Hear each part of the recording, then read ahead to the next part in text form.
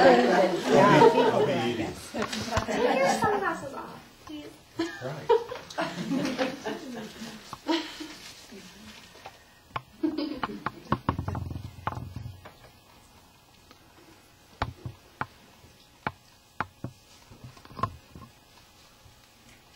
In 1892, French aristocrat Pierre de Coubertin said, quote, "Let us export our oarsmen, our runners, our fencers into other lands. That is the true free trade of the future. It inspires me to touch upon another step I now propose, and in it I shall ask that the help you have given me hitherto you will extend again, so that we may attempt to realize, upon a basis suitable to the conditions of our modern lives, the splendid and beneficent task of reviving the Olympic Games." Unquote. Have you ever thought about the history, events, and controversies throughout time that have tremendously influenced the way the ancient Olympic Games have progressed into the modern Olympics? Today we will uncover the history of the Games. From ancient Greece to the modern days of Vancouver, the Olympics have been celebrated for thousands and thousands of years in different locations all across the globe. Some of the world's greatest athletes make it their supreme goal to perform in these international competitions. Significant events and Olympic medalists will forever represent the way we, the spectators, view the Games. There have been many unforgettable moments involving politics, tragedy, cheaters, and bad judgment. All of these defining moments compel people all over the nation to indulge into a piece of this history. Watched every 2 years by over 2.5 billion people, the Olympics have become a universal political and economical colossus. But that wasn't the case in 776 BC. Legend says that Hercules, son of Zeus, was the founder of the ancient Olympics. Although we only hold written record of the winners from 776 BC and onward, the Olympics were believed to have existed for many years prior.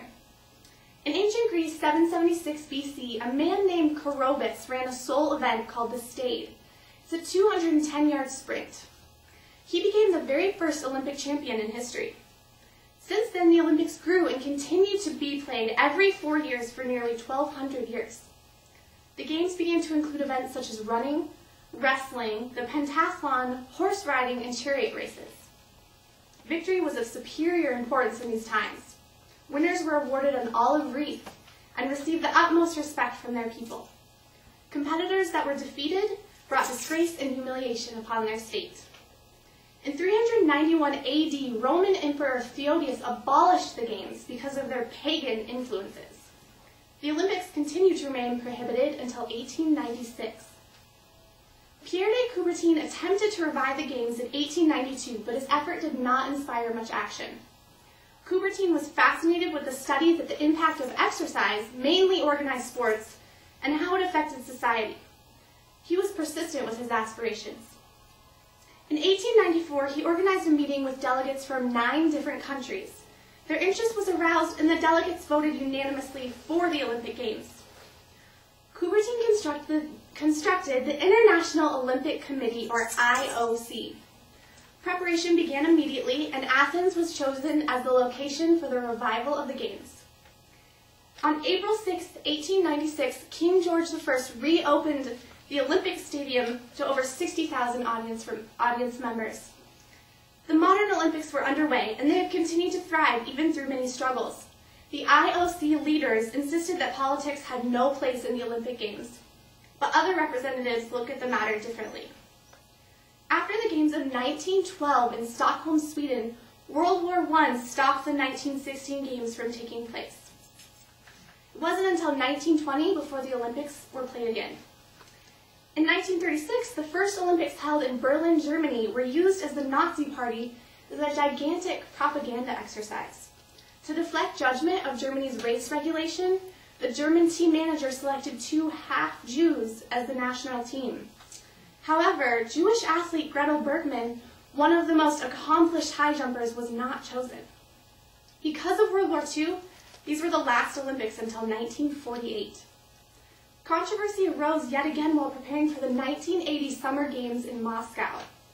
A large-scale boycott took place protesting the 1979 invasion of Afghanistan.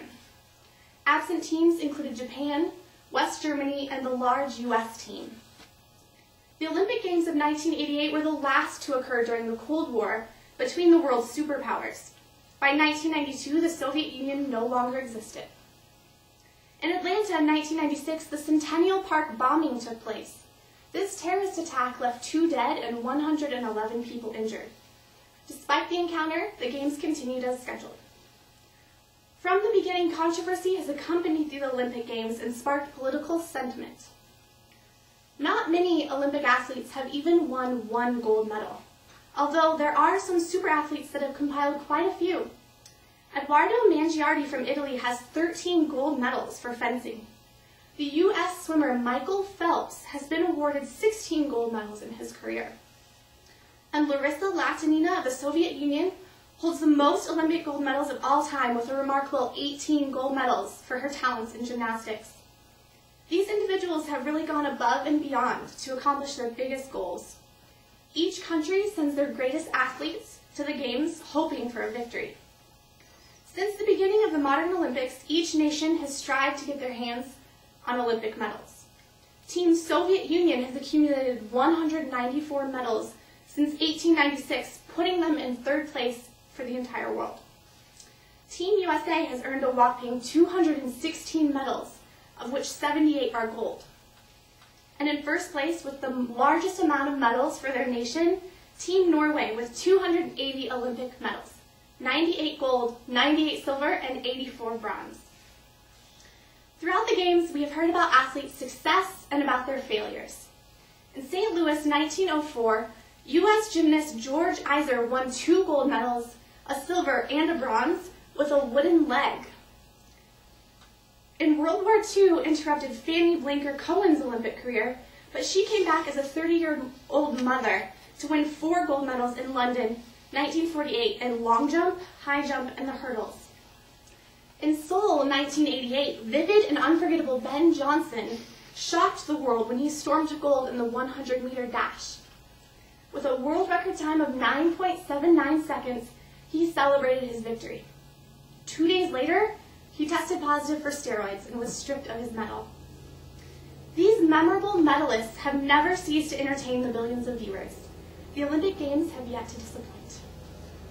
As you can see, we have come quite a long way since the ancient Games. The modern Games have survived 2 world wars, many significant controversies, scandals, hardships, and some of the world's most superlative athletic accomplishments. Every 2 years, when the Olympic Games take place, billions of viewers from all across the globe come together to watch their country compete for the world title. With many more games to look forward to, we should take this opportunity to unite with everyone in the world as we watch the Olympic Games.